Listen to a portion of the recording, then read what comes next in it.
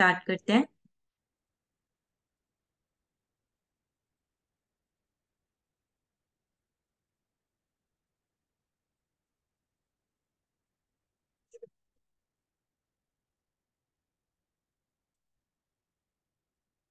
हाँ जी, आज हमारा चैप्टर 10 है, दैट इज इंटरनेशनलाइजेशन स्ट्रेटजीज।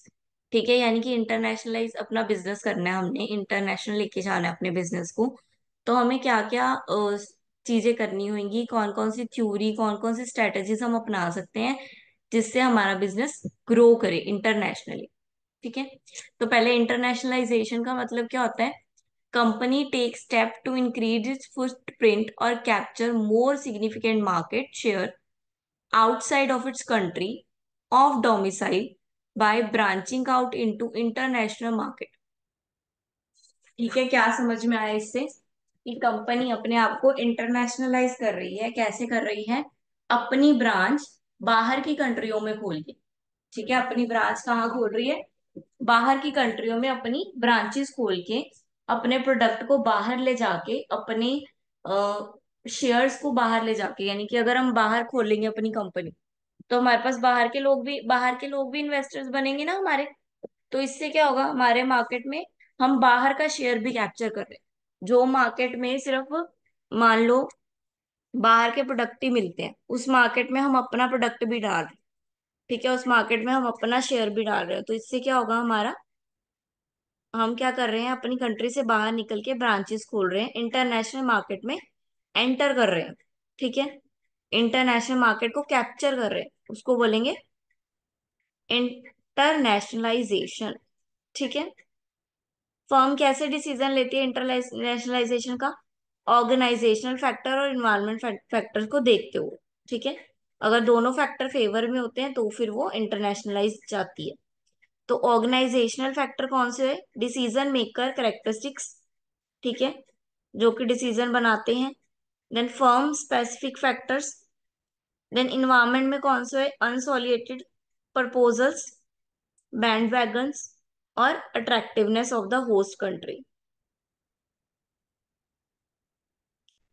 हाँ जी, डिसीजन मेकिंग करेक्टरिस्टिक्स कौन से हैं? कि फॉरेन ट्रैवल, एक्सपीरियंस अब्रोड, हम अगर गए हैं वहां पे, हमने वहां की मार्केट को पर्सनली देखा है। ठीक है, हमें पता है कि वहां पे हमारे जो हम दे रहे हैं वो यहाँ पे नहीं मिलता है। ठीक है, जो चीज मैं बना रही हूँ वो चीज इस मार्केट में नहीं है। पर्सनली मैंने जाके चेक किया है, मैंने देखा है, मैंने ट्रैवल किया है। तो क्या है, मुझे डिसीजन लेने में हेल्प होगी, मैं सही डिसीजन ले पाऊंगी। ठीक है, अगर मैं वहां की लोकल लैंग्वेज को समझ पा रही हूँ, ठीक है, वहां पे लोगों से बात कर पा रही हूँ, तो मैं सही डिसीजन ले पाऊंगी। देन फर्म स्पेसिफिक क्या है? फर्म का साइज और इंटरनेशनल अपीयर।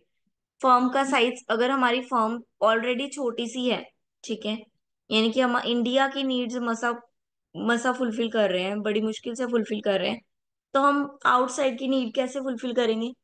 ठीक है, तो वही कह रहे हैं कि आपकी फर्म की साइज, कि आपके फर्म का साइज कितना है। अगर तो आप बड़ी फर्म में हो, ठीक है, बड़ी फर्म चला रहे हो, तो आपके लिए इजी है बाहर तक मटेरियल भेजना। लेकिन अगर आप छोटी फर्म में हो, आपका खुद का फर्म नहीं अच्छे से चल पा रहा आपसे अभी, तो आप बाहर कैसे प्रोडक्ट दे सकते हो? Then अनसॉलिटेड।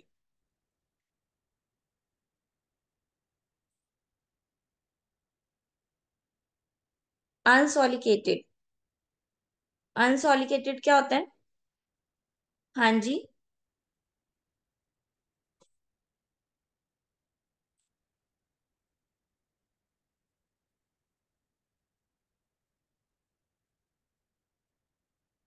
unsolicited proposal is a written application for a new or innovation idea submitted to an agency to the offerer initiative to obtain a contract with the company। ठीक है, मतलब कि रिक्वायरमेंट या रिक्वेस्ट नहीं करना, not asking for request. ठीक है, request नहीं कर रहे हैं हम, एक प्रॉपर प्रूफ के साथ रिटर्न डॉक्यूमेंट लगा के आपसे नई चीज शुरू करने के लिए क्या मांग रहे हैं? अप्रूवल मांग रहे हैं। देन बैंड वैगन इफेक्ट क्या है? Bandwagon effect is psychological, यानी कि माइंड से related. People do something primarily because other people are doing it. ठीक है, कुछ लोग वो करते ही नहीं है, या कुछ वो करते ही नहीं है। क्यों? क्योंकि उनको लगता है बाकी लोग भी सेम कर रहे हैं, तो चलेगा कि नहीं, सेम हो पाएगा कि नहीं। ठीक है, एक मिनट बेटा।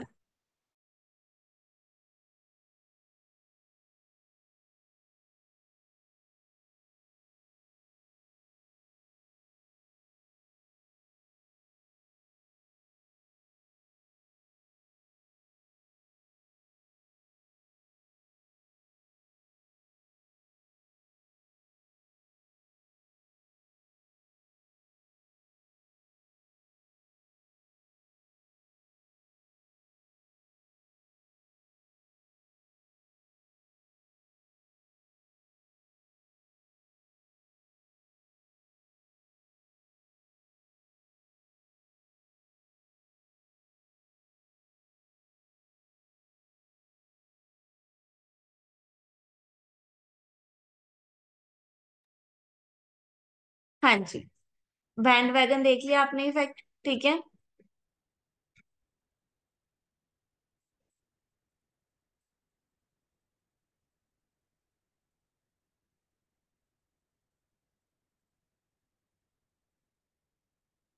The attractiveness of the host country, host country यानी कि जिस कंट्री में हम अपना प्रोडक्ट बेच रहे हैं, फॉरेन कंट्री, वो कितना हमें अट्रैक्ट कर रही है। ठीक है, उस कंट्री की डिमांड, वो कितना हमें फोर्स कर रही है कि हम उनको प्रोडक्ट दें। ठीक है, तो उनकी अट्रैक्टिवनेस भी हमारा एक फैक्टर बन सकती है। प्रोसेस क्या है अब इसकी?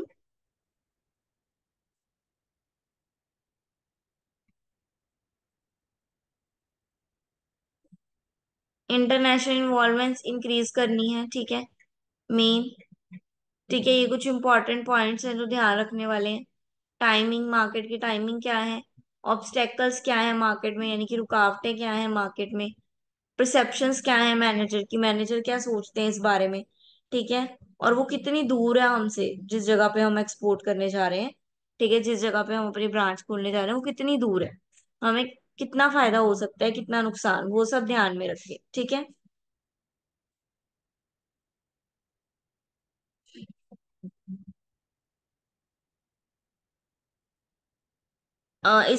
जो सब्जेक्ट है इसमें मेन रोल है आपके एग्जाम्पल्स का। आपने इसमें एग्जाम्पल्स कोट करनी है, एग्जाम्पल्स लिखनी है, जिससे आपको आपको एक्सप्लेन करने में भी हेल्प होगी, आपकी एक्सप्लेनेशन भी अच्छी हो जाएगी, और सामने वाले को समझने भी हेल्प होगी। ठीक है, अगर आपको इसकी एग्जाम्पल्स नहीं मिलती है, गूगल पे जाओ, नेट पे सर्च करो, अपना जो भी आप टॉपिक पे एग्जाम्पल ढूंढ रहे हो टॉपिक लिखो, आपको वो एग्जाम्पल देगा, उसमें से एक दो एग्जाम्पल लिख के रख लो आप अपनी नोटबुक पे। ठीक है, हर चैप्टर की हर पॉइंट से रिलेटेड एक एक एग्जाम्पल आप अपनी कॉपी पे, दो दो एग्जाम्पल आप अपनी कॉपी पे रिटर्न में लिख के रख लो, ताकि ऑन द स्पॉट आपको ढूंढनी ना पड़े। ढूंढने में बहुत टाइम लगता है, इसलिए आप अभी से ही ढूंढना शुरू कर दो हर एक चीज की एग्जाम्पल्स।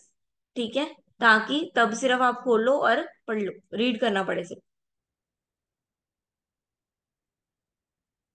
नाउ थ्योरीज आ गई। देर आर थ्री मॉडल्स: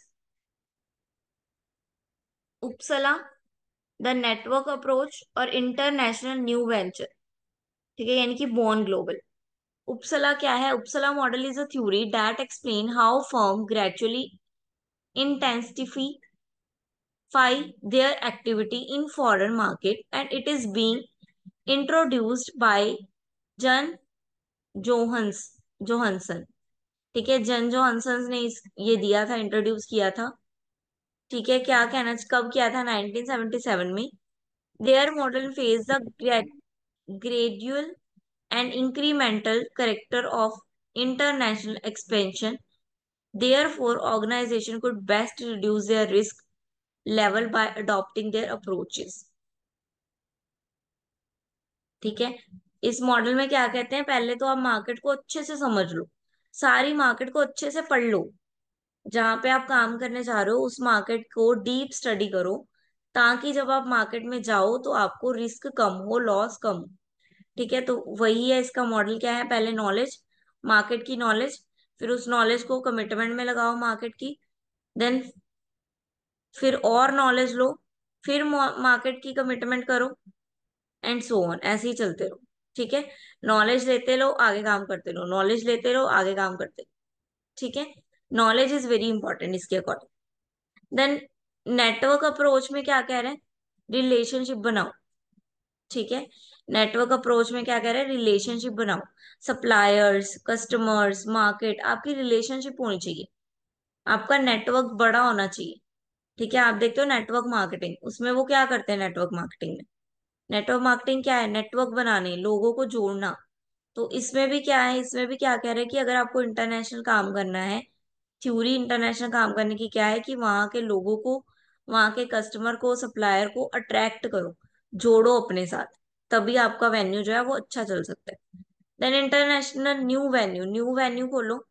ठीक है, नई ऑर्गेनाइजेशन खोलो जिसमें नई प्रोडक्ट सेल करो अपने। ठीक है, न्यू बॉर्न प्रोडक्ट हो, ओल्ड ना हो। ठीक है, मतलब इंडिया में बेच रहे हो कोई बात नहीं, वहां पर न्यू हो।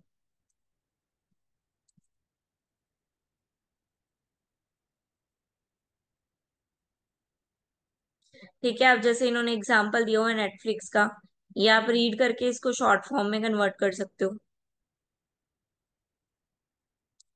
देन कुछ फैक्टर्स हैं, कुछ फैक्टर्स जो इफेक्ट करते हैं, that is physical factor and competitive factor. Physical factor क्या है, ऑब्जेक्टिव, हमारे, हमने जो सोचा है, हमारी जो स्ट्रेटजीज है, वो सब चीजें। ठीक है, और कॉम्पिटिटिव, हाँ कॉम्पिटिटिव फैक्टर स्ट्रेटजीज, सामने वाले की क्या स्ट्रेटजी है वो भी हम पे उतना ही इफेक्ट डालेगी। ठीक है, सामने वाले की स्ट्रेटजी भी हम पे इफेक्ट डालेगी, जब हमारी स्ट्रेटजी उस पे इफेक्ट डाल रही है तो उसकी स्ट्रेटजी भी तो हम पे इफेक्ट डालेगी ना। ठीक है,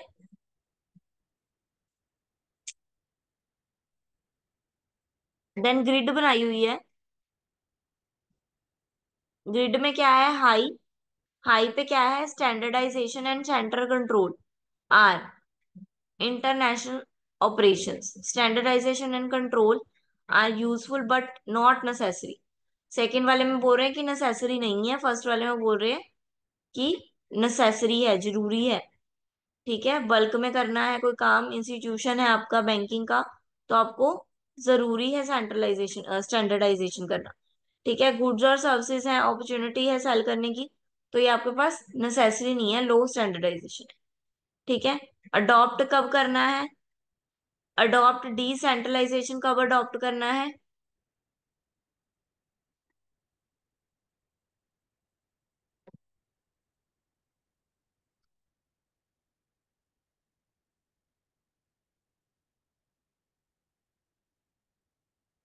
ठीक है, जब हाई लो होगा तो ये केस बनेगा, लो लो होगा तो ये केस बनेगा, हाई हाई होगा तो ये केस बनेगा, लो हाई होगा तो ये केस बनेगा।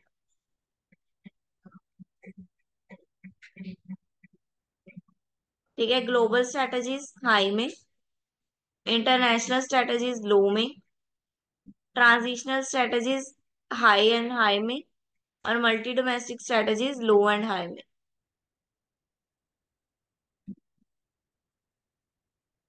ठीक है, अब क्या क्या है ये स्ट्रेटजीज, ग्लोबल स्ट्रेटजी क्या है, ग्लोबल स्ट्रेटजी क्या है कि ग्लोबली अपना प्रोडक्ट देना, सब सबको ही प्रोडक्ट देना, तो ग्लोबली हो गया। मल्टी डोमेस्टिक क्या है कि जैसे नेस्ले वाले ने अलग अलग निकाल दी, वेज के लिए अलग, नॉन वेज के लिए अलग। ठीक है, या फिर पोहा उपमा भी निकाल दिया, अपने ही डिमेंशन को बढ़ा दिया, सिर्फ मैगी ना देकर उपमा पोहा सब दे दिया।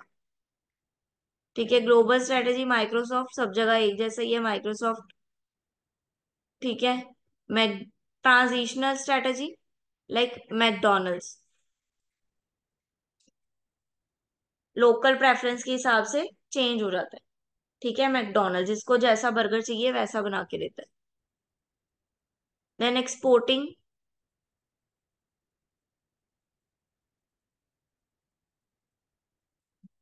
डायरेक्ट एक्सपोर्टिंग और इनडायरेक्ट एक्सपोर्टिंग, डायरेक्ट एक्सपोर्टिंग और डायरेक्ट सेल परचेज कर रहे हो, इनडायरेक्ट आप इंडिपेंडेंटली कर रहे हो थर्ड पार्टी को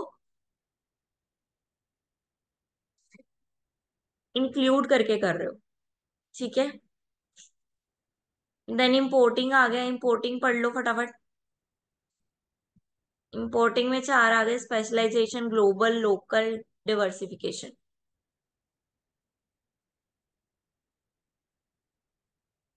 कैसे कैसे इंपोर्टर्स हैं? इंपोर्ट ऑप्टिमाइजर्स, यानी कि ये क्या कर रहे हैं? फॉरेन रिसोर्स को ऑप्टिमम प्राइस पे और क्वांटिटी पे दे रहे हैं, ले रहे हैं। ठीक है, तो ऑप्टिमाइजर है ये।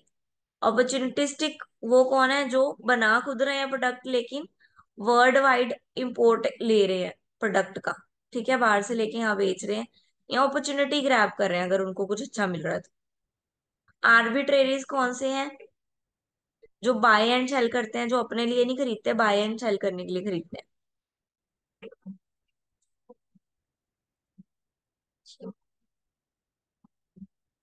Okay, then chapter 10 is complete.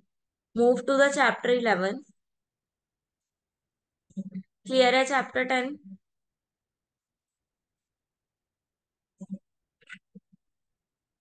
Is it okay?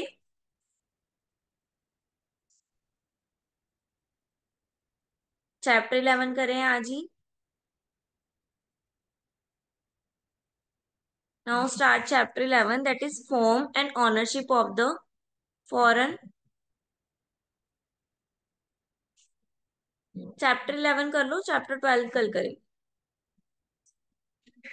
चलो चैप्टर 11 कल कर ले, ठीक है, कोई बात नहीं।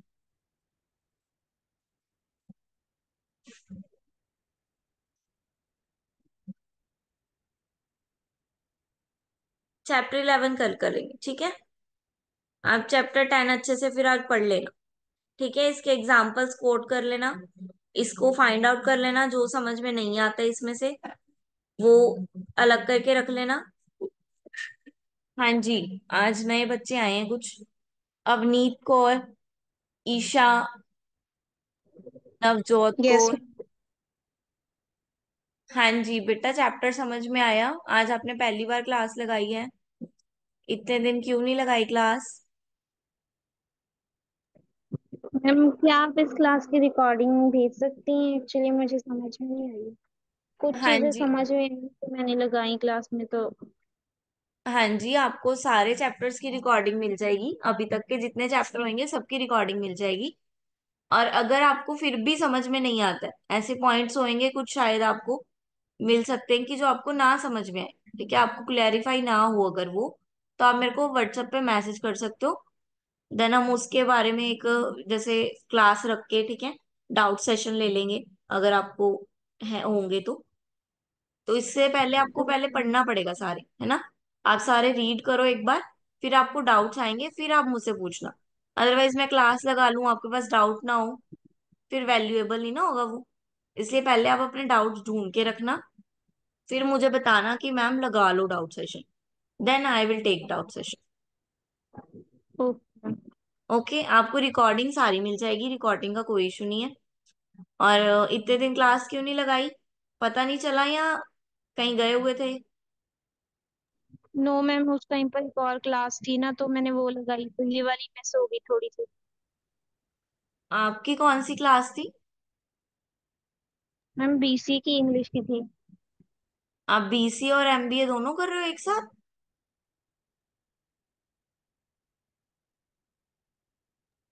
नो मैम, मैं तो बीसीए कर रही हूँ। तो डियर, ये तो एमबीए की क्लास है। लेकिन मैम ये तो लिंक हमारे ग्रुप में भी आ गई थी तो मुझे लगा शायद बीसीए की है।